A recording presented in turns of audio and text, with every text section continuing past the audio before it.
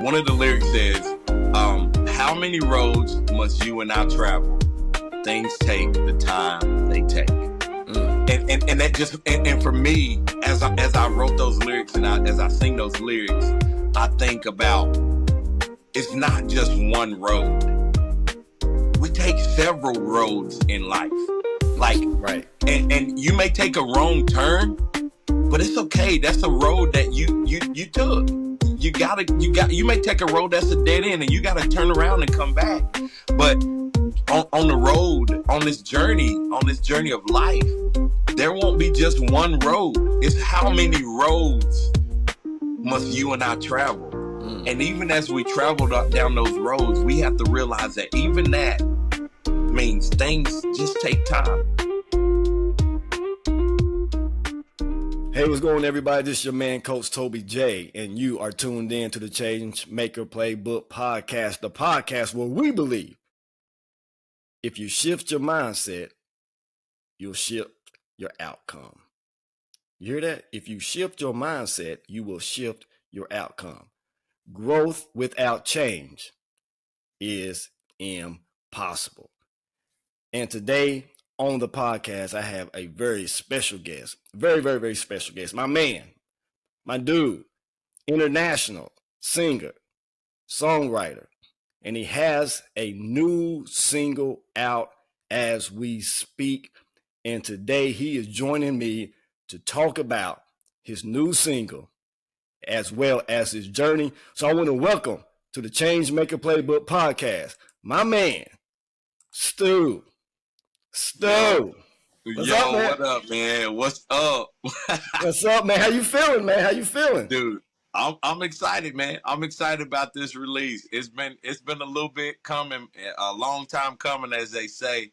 But it was, I guess, now was the perfect timing. So I'm excited about it. So excited.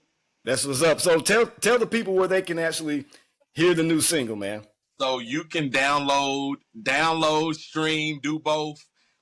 Anywhere music is sold or listened to digitally. So wherever y'all listen, wherever you like to listen to music, Spotify, Pandora, Apple Music, iTunes, all of those places, YouTube, all of those places, you can find my new tune entitled Don't Worry. Go get it, y'all. Don't worry. Don't worry. Don't worry. I had an opportunity, man, to listen to it, man, and the lyrics are very, very intriguing. Right.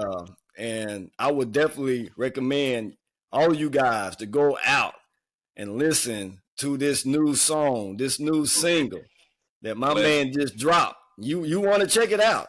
And I guarantee when you get finished, don't worry. Okay?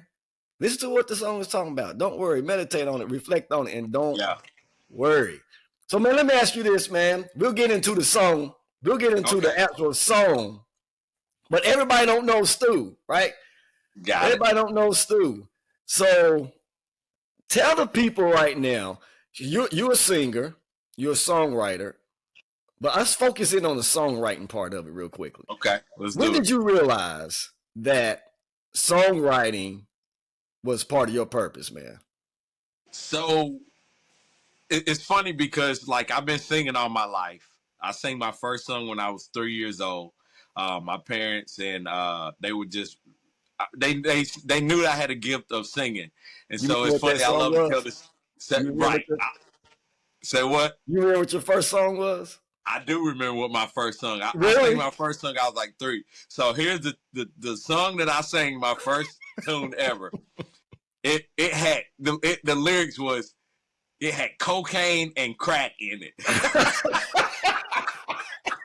No lie. The song had cocaine and crack, and here's the song. Here's the title. Here's how it went.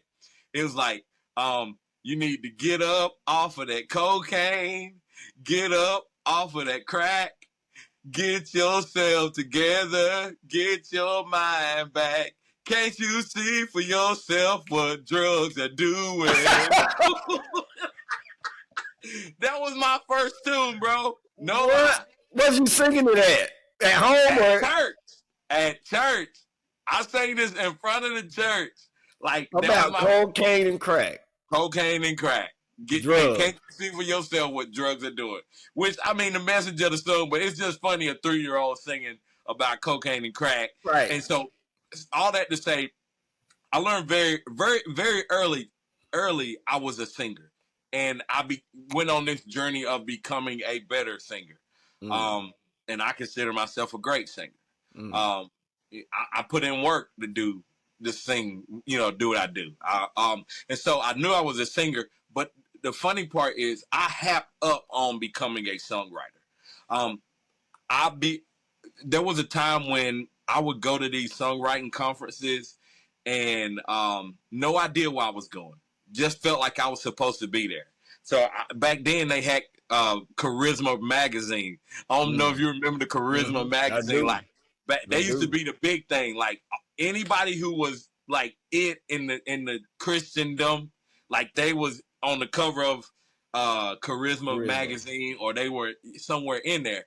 And I used to get those magazines, and then sometimes in the back they would have these promotions about these conferences that were going on. And I used to sign up to go to this conference out in Nashville every year.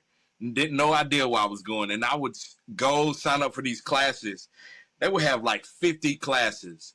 And I would gravitate toward these classes about songwriting, not even knowing that like that's what I was becoming. How old were you around this time? I started going when I was in college. So I was like college age, my sophomore, junior-ish year of college, going out to Nashville. And I would sit under these guys and listen to their teachings and be learned and trained by who I thought were just teachers. No idea who these guys were.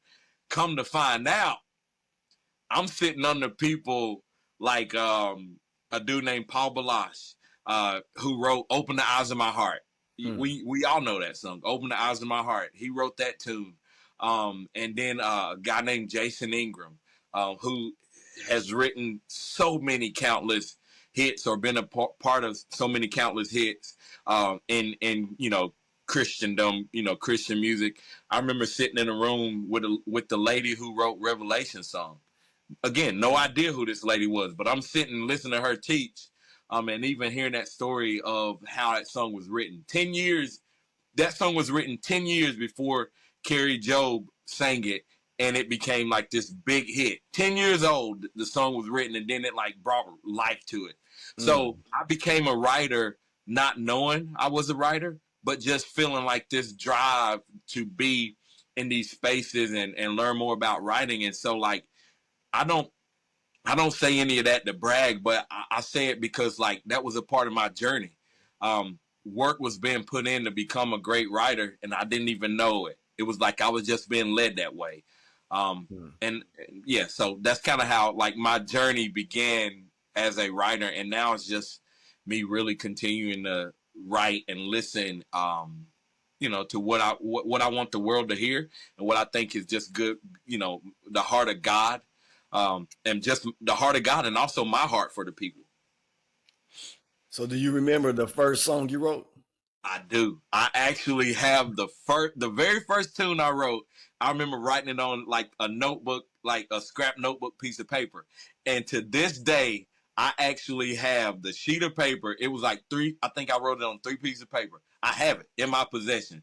The first tune I wrote, and I think it was like, yes, it is Jesus. Da, da, da, da, da, da, da, da. But I remember like the melody, but I don't remember everything about it. But I have the very first tune that I wrote. And it's funny because I remember the first tune I wrote and the second and the third one. The second one, the funny thing is the second tune that I wrote is Your Love Is Forever.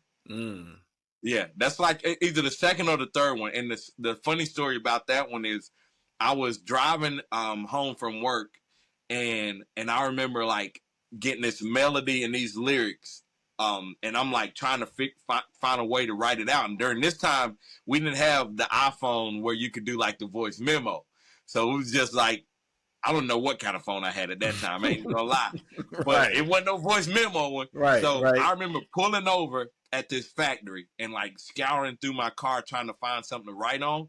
Dude, and I wrote Your Love Is Forever on a yellow Wendy's napkins. That was back in the day when Wendy's napkins used to be yellow.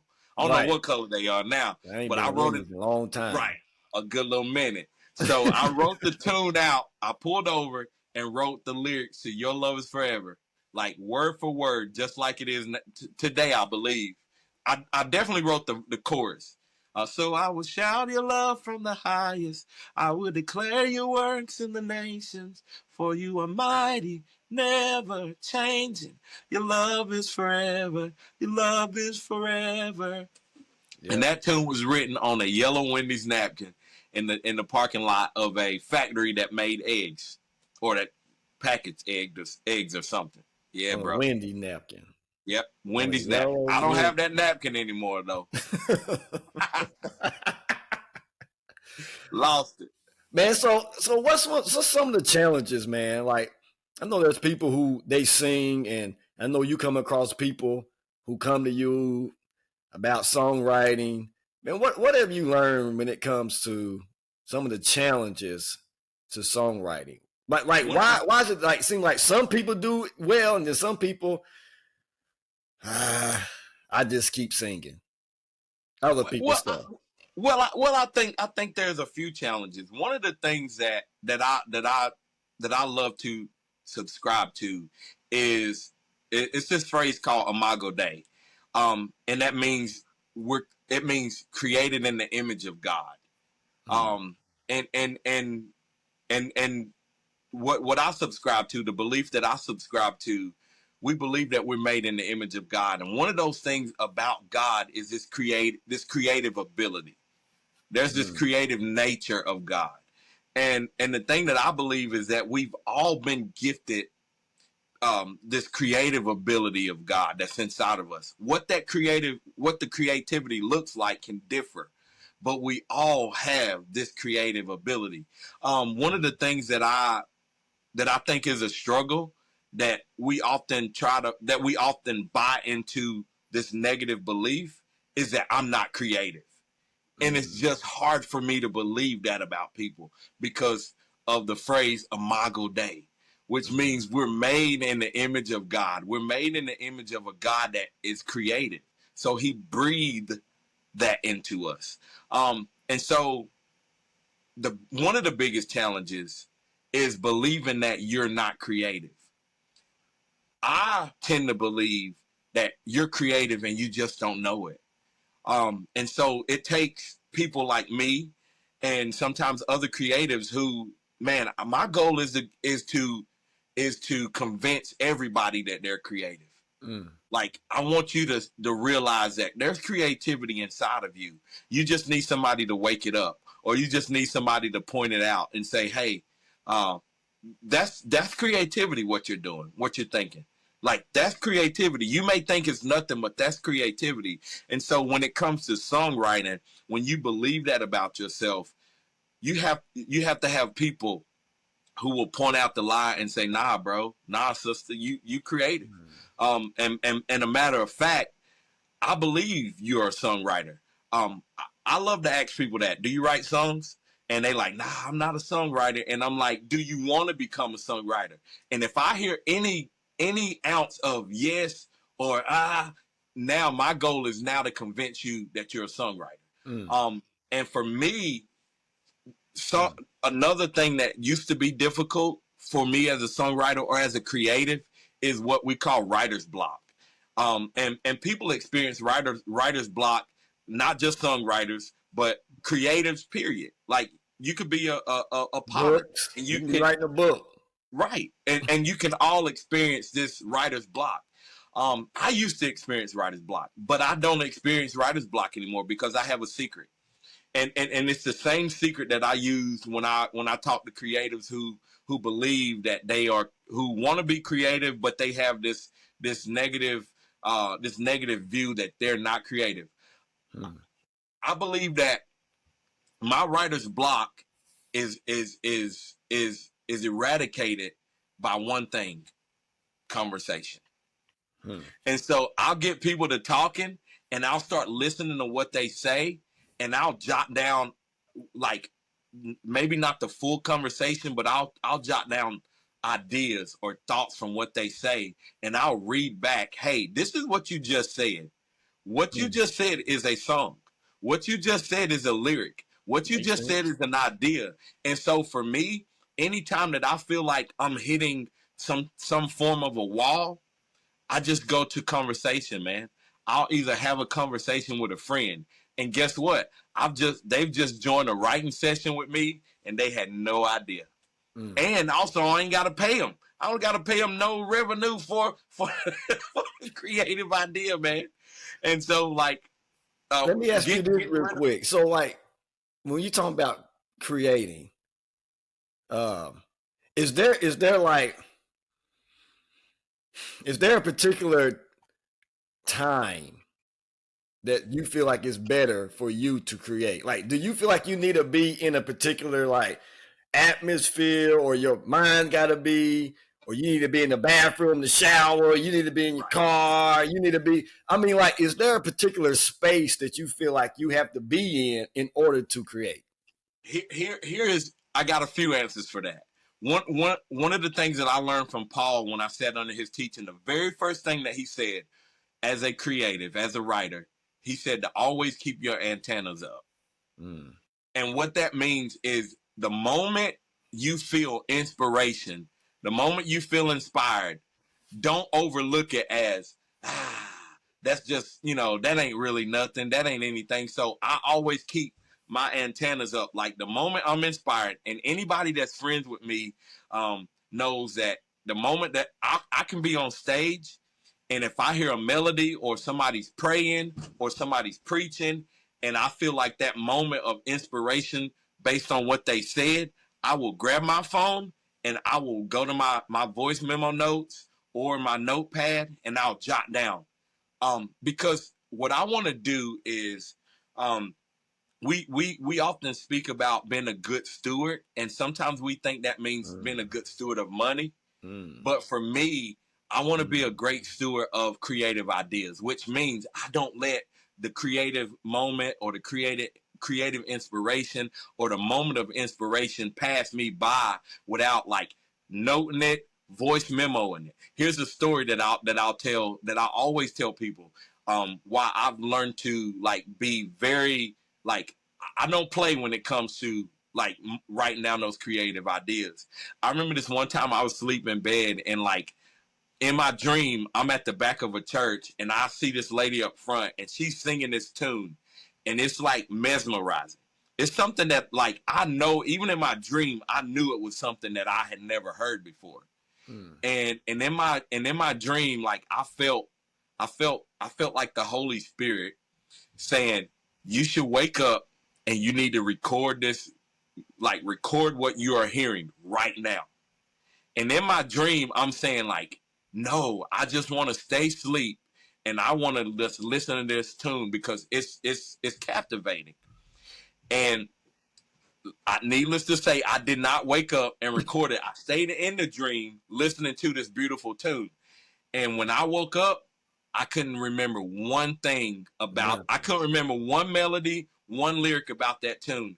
And for me, that was the eye-opening moment where I said, never again will I not jot down, write down, record the moment of inspiration. And to this day, Toby, I don't know if I've written that song that I heard, but I live with like the pain of missing that moment. I love the quote that says the opportunity, it's by Leonard Ravenhill. It says the opportunity of a lifetime must be seized in the lifetime of that opportunity, which means an opportunity gone, an opportunity missed is an opportunity missed. You may have another opportunity, but it's not the one that you just let go. So for me, I try to do my best to be a great steward of opportunities. And for me, when it comes to speaking on the creative side, like I want to be a great steward of the creative inspiration that comes my way. So for me, there's not necessarily a one specific place, but the moment that I feel inspired, I want to stop and note well. But there are places, man. Like that's the other thing too, is like I think if I'm not careful, I can lock myself into like this form of this is the box that I can write in. And if the lights are not good, Mm-hmm. and if the room is not dark, then now I can't write. And now for me, I become a one-sided writer or a only if writer. One thing that makes me a great writer is I've learned to be able to write when I'm feeling inspired and write on cue, man. I could be at a space and somebody's like, hey, I need you to write a tune about XYZ. And I just got to write a tune about XYZ, whether I'm inspired or not, whether the lights are good, Right. whether, my kids are upstairs making noise or whatever it may be. I've learned to try to just say whatever circumstance I've been given, I just got to perform, man. I got to perform. Like the guys in the NFL, they get on the field, and you getting paid to do a job, whether you feel great or the lights ain't working or it's raining or it's snowing. You got to perform, man. You got to give the bosses and the people what they want, man. Right. I like what you said, man. You got to steward. You got to steward the ideal. And the way, and I've seen you do it before. I've seen where you've been with me doing things, and I've seen you just boom, just get your phone, hit record, because I think that is important. How you got to steward the ideal, because if you don't capture it in that moment, like you're saying, you're gonna forget. You're gonna forget.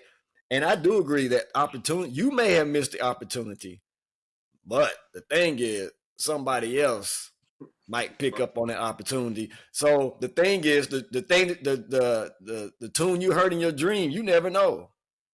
Right. That tune. Somebody don't want a Grammy off my tune, man. I ain't getting no credit. Yep, your boy won. Never would have made it. That's what you heard. That's what you heard, man. That's what you heard, man. No comment. No comment. But anyway, man, so let's jump into, man, because you don't wrote a lot of good songs, man. Where do you put this one?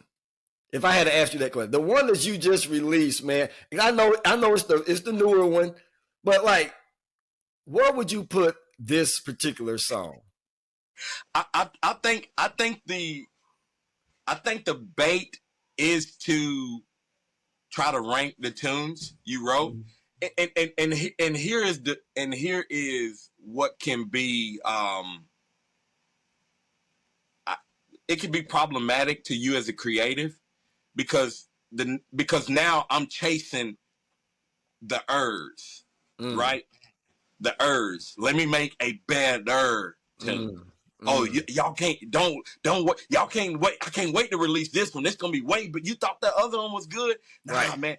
But what I've learned is, if I get trapped in the ers, there's always gonna be something better, faster, smoother, cleaner. And so for me, I think I've tried to take myself away from trying to say, man, this tune is better than the last one. Like, but dude, I want to let my music just live, man, wherever it's at. Like, I 3 words that changed my life: you are enough. Those 3 words changed my life, and so what it made me do is stop living in this comparison place. One of the things that I love to say, and it even applies to my own music, is comparison is the thief of joy. Stu, what is that? How does that relate to your tune? Okay, if I'm living in comparison about my music, now I fail to appreciate the tune for what it is, where it is, and what it is worth right now. You know what I'm saying? So, like, I don't rank. I just know it's a tune that we all need to hear about worry, because I'm getting ahead of you, but one of the reasons that I wrote it was, I said that I want to write a tune about something that we all deal with. And one of those things is worry. No matter you black, white, Democrat, Republic, you a Jew, whatever it may be, like, you deal with this thing called worry. See, I like your answer, man. That was like a setup question. I like your answer. what I'm hearing you say, this is what I'm hearing, is that all of your songs serve their purpose. They all have a purpose and they serve their purpose. Like, for example, You Are Enough. Man, I heard you sing that song a few times. I heard you sing it. We went to Taiwan. I went to Taiwan, which I heard you sing it over in a country. And to see the people, how they responded to that, let me know that this song is serving its purpose. The And that same one gonna thing. come out. That one gonna be out this year too, y'all. That one gonna be out this year. Shameless so, plug. so since we kind of went on over into the new one, where was this new song, man? Don't worry. That's the name of it, right? Don't worry. Yeah. Where was this new song? How was it birthed? I mean, where was you at? Where was you at at the particular time that this song was birthed? Where were you at in your particular life, man? That called, or was it birthed from something you was going through, or was it birthed from maybe what you're seeing going on maybe in the world or with other people? But how was this song birthed, man? So the funny part about it is I was listening to a guy that I love listening to his music, but more than anything, more than his music, I love to listen to his teaching. Um, uh, I found him at a time in my life when I didn't know I needed his teaching. His name is Jason Upton, and the thing that he invited me into was he began to mentor me as a as a thinker. I've been mentored in a whole lot of different places as a leader, as a songwriter, as a this, that, and the other. But he introduced me into this thing of becoming a thinker. And so I was listening to one. I happened up on one of his podcasts, and the title of the podcast it was "It Takes Time." And so as I'm listening to him talk about how things take time, and he began to quote this poem by a lady named Mary Oliver.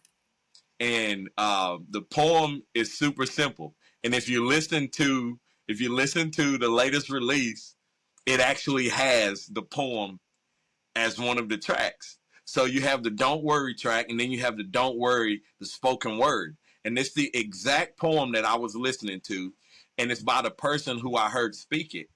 So I listened to this poem, and the poem is very short. It's by Mary Oliver. The poem says, things take the time they take. Don't worry. How many roads did Saint Augustine follow on his way to become Saint Augustine? And so when I heard that poem, like it's like I had to hear it several times to really get it in my heart and to really understand what it was saying. Because I've heard of Saint Augustine. I've heard of him before. But it was like in the greater I think metaphor of the what it's saying that I had to dive into and realize what it's really saying. And hearing that poem, like I'm like, okay, man, this I didn't understand it all, but it felt good to hear. For some reason. And later on, like it began to, the revelation of it began to, like I began to get the revelation of it. And so when I heard it, I was, and I began to get the revelation of it. I was like, how can I write this as a tune? And because again, like I'm listening to this whole thing about things take time, and I'm in this, and I'm in this space in my life where sometimes I'm feeling like I'm behind, right? We've all felt that. Like you feel like you've either missed this opportunity, and so now I'm either playing catch up or I'm so far behind that I cannot catch up. Right. And so I'm in this debacle of, do I keep going on this journey or do I start something else? And hearing the idea of things just take time. Like if you want really good wine takes time. You can try to like speed up the process of making wine, but really what you end up having is not properly seasoned wine, you have more of a expensive mouthwash. You get that, like, you speed the process up, but you don't have great wine. You have something that took shorter time, but it don't taste as good, right? And so, like, hearing the lyric, hearing those words, hearing that poem at the time, it for me, it struck what I say. It struck this creative chord, and I jotted down what I was feeling, and I later came back and was like, I just wrote the melody of like this idea, and I even wrote it as I want to add more to it. Like, I originally wrote this melody saying I'm gonna come back to it because it needs more. It has to be more to it. Dude.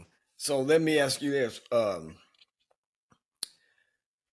What, like I said, all your songs serve a purpose. Right. I mean, what are you really wanting when people listen to this song? When they listen to this song, I've listened, I've listened to it. Is the lyrics are very strong, like you're talking about. The journey, like we all are on this journey. Yeah. What do you want people to know if you're sitting at a concert, and I know you're good, you do this very well, setting up a song, and you're ministering to people at a concert, and you're about to do this song. What is it that you really want them to walk away with after you sing this song? I think one of the things is, wherever you find yourself in your journey called life, you have to realize that it's your journey. Because one of the things that I love about horse racing, and I don't know everything about horse racing, but I do know this, that when the horse comes out of like the shed, the cage, or at the line, or whatever you call it, when he comes out, he has these things on called blinders. And the thing about it is it prevents him from looking left or to the right, because what the damage is if you look to the left and the right, now I begin to compare myself to somebody else's journey who is on a journey, but it's not your journey. Right. And so the thing about journey is it just takes time. Like, we can get in this rush of thinking that we're supposed, and listen, I'm saying this not because I have arrived. What I'm telling you is what I have to tell myself daily. Matter of fact, I had to tell myself this today, because like, we want to look and think that we're supposed to be at point B or point A or wherever it may be, and it just may not just be time. And it could very well be the place that you think you need to be. You don't need to be there. And so, like, when people hear this tune, I want you to realize that it's about journey. I've mentioned the name before. I know people like, who's Saint Augustine? Like, who is that cat? Right. And one of the things that I'm not gonna tell you, because I want you to do the same thing you do when you're trying to find, whatever it may be on Amazon or Walmart. I want you to look it up, because easy answers are easily replaced. Which means if I tell you, you can replace that with another easy answer. But the things that we research, the things that we look into, we tend to hold tight to those things just a little bit more, right? And so, like, I want you to take the time to look it up. But more than knowing who he is, I can guarantee you this. This is a lesson you can learn even if you don't look and see who he is. He didn't wake up as Saint Augustine one morning. What do you mean? It was a journey of progression. He woke up as Augustine, from Augustine, the little boy, and as he grew and as he learned, he grew into this man named Saint Augustine, right? Which means things take time. Just like you and I. Like, I didn't become a great songwriter. It was the journey. Like I helped up on it. And I wrote a lot of bad tunes, but even in those bad tunes, they were necessary. They were necessary in my becoming, right? Mm.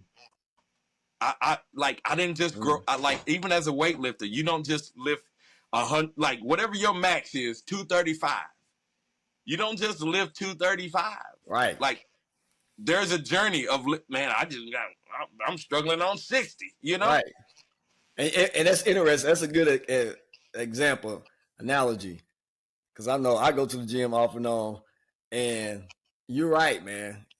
Because you go in the gym and you're looking at everybody else's progress.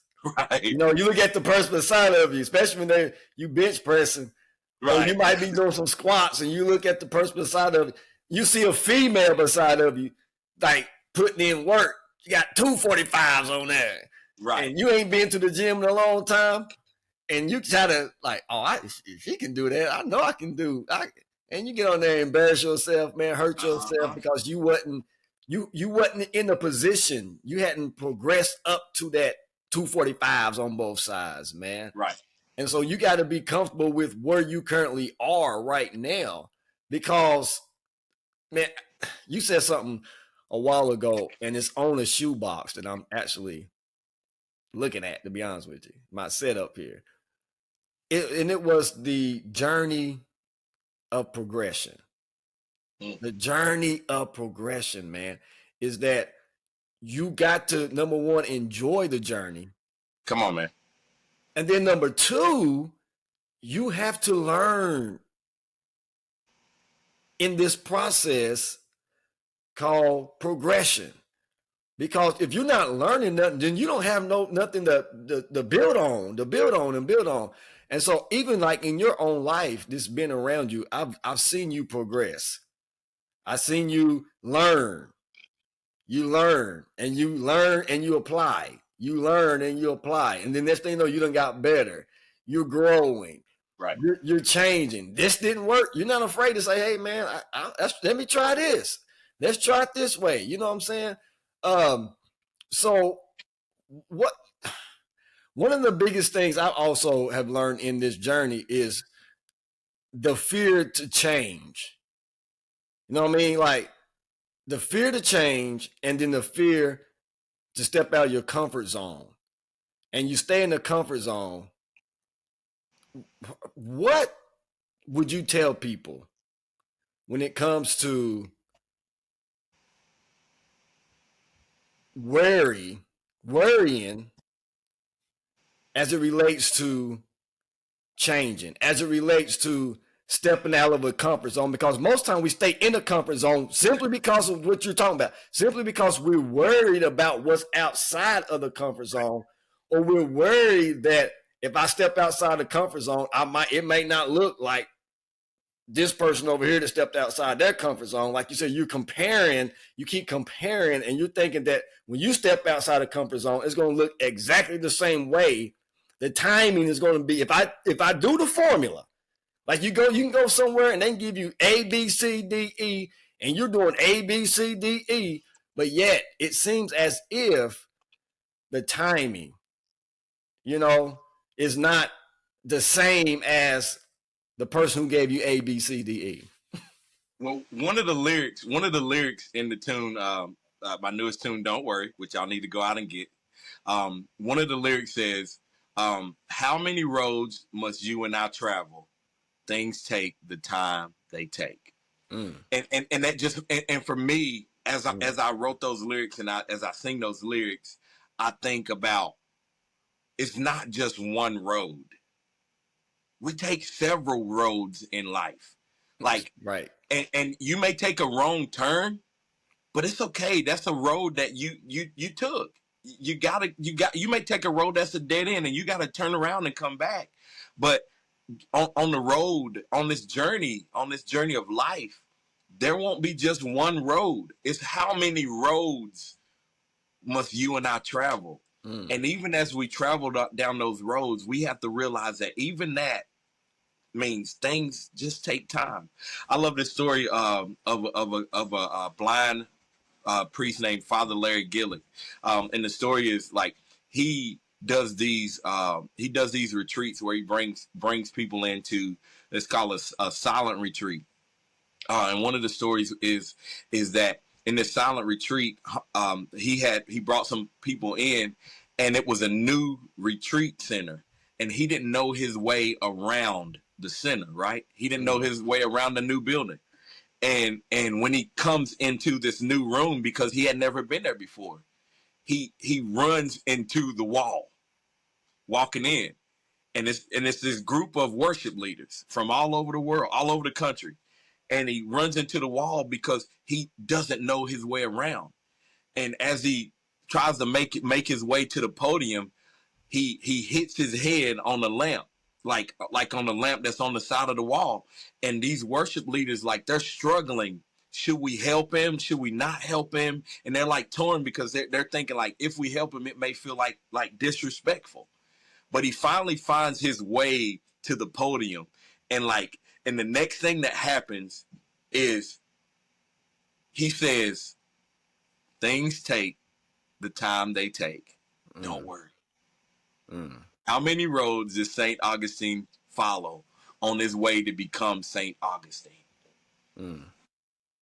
Which, man, like, that like, yeah. Man, while you was talking, I was listening, but I just kind of looked up the word worry. You know, to experience concern or anxiety. You know, one definition: to trouble the mind, to make uneasy. How you deal with worry, man?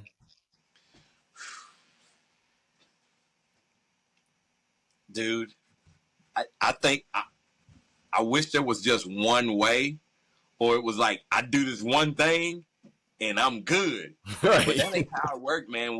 Dealing with worry is a thing that, man, I think is constant. Like, you always have to choose, man. I'm not gonna be overcome by this thing called worry. I do different things, man. I think one of the things, and all that I do, whatever it is, I think I'm always trying to make sure that I realize that, trying to put this worry in its perspective, try to put it in perspective, right? Like, whatever I'm worrying about, I try to put it in perspective where it's not overtaking me.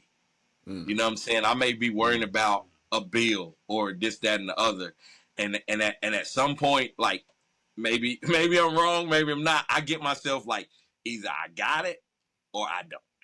Right. So like, when it comes to this song, this whole process that you gone through, you written the song, the production of the song. Now you gotten everything that you need to do as far as production wise. Now you're on this part. You're on this side, meaning now I got to market it. Right. I gotta market the song. How do you deal with worry, or are there any worries in the process of this part of it right here, like the marketing part of this, and what's going on in your mind right now as it comes to this song right now as it's playing? Sorry, there are plenty things to worry about when it comes to releasing music, because I wish it was as simple as you put out a good tune and, you know, like, it just does what it do, man. But there's so much other things that you have to do, that I think, for me,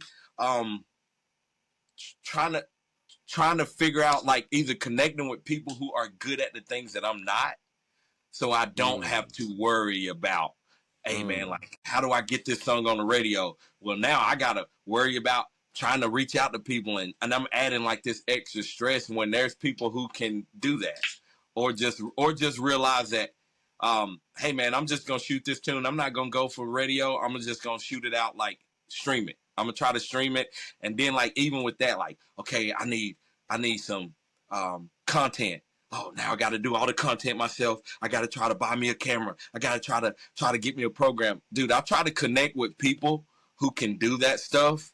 And now, like, I'm telling you my vision of what I want to happen. And then here's the thing too that I have to realize. One of my buddies told me this: do all you can and leave the rest to God. There it is. And for me, like once I've done everything that I think that I can, or if this is the level that I'm at, Toby, there may be other levels way higher than where I'm at. Let me say that. But if this is the level that I'm at, and if I work as hard as I can at this level, then I've done what I know to do. There may be some more stuff that I didn't know to do, but at this point, I only know to do this. So I'm going to do all that I know to do, and then I'm just going to sleep well saying that I did the best that I could. Maybe I'll do something different the next time, but right now, this is where I'm at. And so, like, because this is stressful, bro. Like, That's stress and worry. Them two different things. You know what I'm saying? Yeah. Okay. I you know what I'm saying? That's what I believe. It can be stressful, but it don't mean that I'm like, right. I got anxiety. Right. You know what I mean? Right. That I'm just, man, it's just a lot. It's just a lot on me in this process. And stress is not necessarily it's all about how you deal with stress. Some people can't deal with stress good. Some people, it leads to worry, man. And I believe that's what I get ready to say. Stress can lead to it. Lead to worry, because you like, yeah, man. And so, like, for me, like, it can be stressful, and it can lead to worry, because especially if you have this thing on the tune, like this song is gonna be this, and when it don't do what you thought, yeah, you could worry about it. You could worry about it. But me, I try my best, and I'm saying this because I'm still learning this as well. Because why? I'm on the journey of all of this. Everything that I'm saying, I'm on the journey of all of this. Learning that some things just take time. Even with this tune, don't worry. Putting it out for me it's good for me. It's good for me because I'm hoping that putting out this tune is a fire starter for me. I got so many tunes that I've already wanted to release, and sometimes, man, I produce this for myself. I mix this myself, which meant I took it out of other people's hands, and even like that, this thing that creates more time for it to get out. You know, when it has to go through the hands of a engineer, somebody to master it, somebody to create the artwork, all of that stuff, like it just means more time. And for me, I felt this push to say, just hit the button that says go. Just hit the go button. Because for me, I need this to be that fire starter that says, bro, you did it. Checklist, you did it. And see, I think that's one way how you overcome worry or prevent worry is, man, just do it.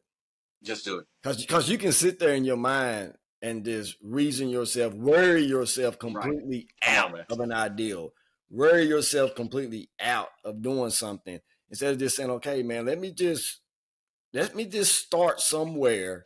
Like you said, enjoy the journey. Like even when I'm doing these doing podcasts, man, it's the same thing with me. You think, man, I'm gonna do a podcast, everybody gonna be listening, I'm gonna get all these listeners, boom, boom. But now I'm learning, man, it's a journey. This really is a journey, and it takes time. And it's all the things that I'm learning in the process that's making me better.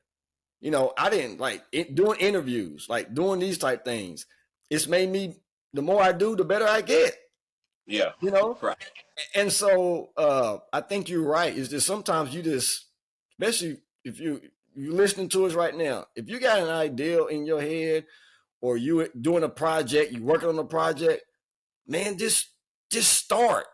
Just start. Because what happens is you start thinking about all the, if this happened, what if this happened? What if that happened? What if that happened? And what you're doing is you're harassing yourself with thoughts, creating anxiety. You're creating the worry. Instead of just saying, man, like they say, how do you eat an elephant? One bite at a time. One bite at a time, man. You can do this, then I can do this. I'm going to do what I can until I can connect, like you said, until I can connect with some people who can do the things that need to be done that I really not good at or gifted at, then next thing you know, what happens? You get a team of people, man, that's helping you out do the things that you necessarily may not. You can do it, but it ain't your specialty. They know how to do it better. You know what I mean? And and what does that do? That removes some of that stress a little bit from your plate, from off your plate, man. So, man, listen, I think this is gonna be a good one, man. I like all your songs, man. I appreciate it. I like all your songs, and again, I do too. tell them because they all got a purpose to them. They all got a meaning, and they're timely. You know, even when I look at this song, "Don't Worry," I mean, in the time that we're living in, there's so many ways we can look at it. In the times we're living in, I don't think this is a song just for the church. To be honest with you, can I say something real quick? Go ahead. So, go ahead. Also a thing that's like that I love is the tune is called "Don't Worry," and when you look at the album art, like I researched colors that that help you, that relieve stress, that make you stress less, or that help you relax, like psychologically colors that bring relaxation. And some of those colors were blue. So when you look at that one of the colors were blue and green. And so when you look at the colors of the album art, like I was strategic with it. Like when you look at the words, I also looked up research fonts that bring like calmness, help with clarity. And one of the things it said was fonts that are either rounded edges or square edges and are easy to read. So when you look at the album art, like it's all been researched, and so hopefully it brings relaxation and relief and helps bring calmness to you when you read "Don't Worry." And then another little thing that I just added in there, if you look close to it, you don't even have to look close. You can see where like the smudge is on "Don't" and "Worry." And for me, it's kind of like just smudging out, learning to erase worry from my life. So like it all has meaning. Like everything has it's subtle little meanings. But again, like the first line of the tune is "Things take the time they take. Don't worry." That's why we got that blue outline. That's why we got this blue background outline. Right. In this interview, y'all probably been watching it like, dang, I feel calm. Right. Why do I feel calm? I mean, the what they're talking about is cool, but dang, why am I looking at this and feel calm? Because it's that blue outline. Yeah, that man. Carolina blue. Come on, man. Don't. Blue Devils. I'm just saying that.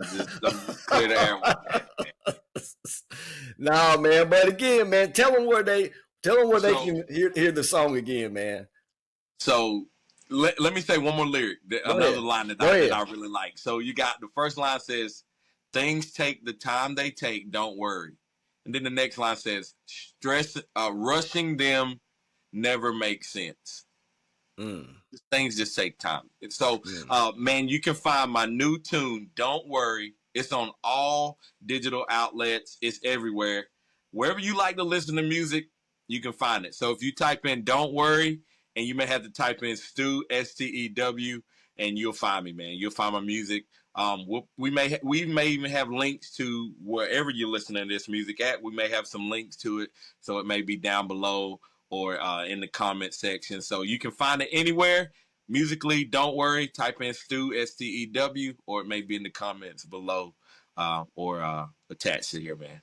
Yo, man, I appreciate you, man. I appreciate all that you do and all that you're going to do. I think there's a lot in you, man. A lot of songs, man, on the inside of you, man, that we need to hear. This nation needs to hear. Not just the body of Christ, but the nation needs to hear and the world needs to hear. And I think there are songs down on the inside of you. You are a change maker, no doubt about it. Like I said at the beginning, we believe here on the Changemaker Playbook podcast that if you shift your mindset, you'll shift your outcome. And so this song is definitely a game changer because it's going to challenge you to shift your mindset, because that's what worry is. Worry is uneasiness of the mind, anxiety. So you're going to have to shift your mindset. And this song's part of its purpose is to get you to shift your mindset, stop worrying, so that you can have a better outcome in your life. So Stu, man, I appreciate you for being on here. All you that's been listening, until the next one, this is your man, Coach Toby J. You've been listening to the Changemaker Playbook podcast. God bless you.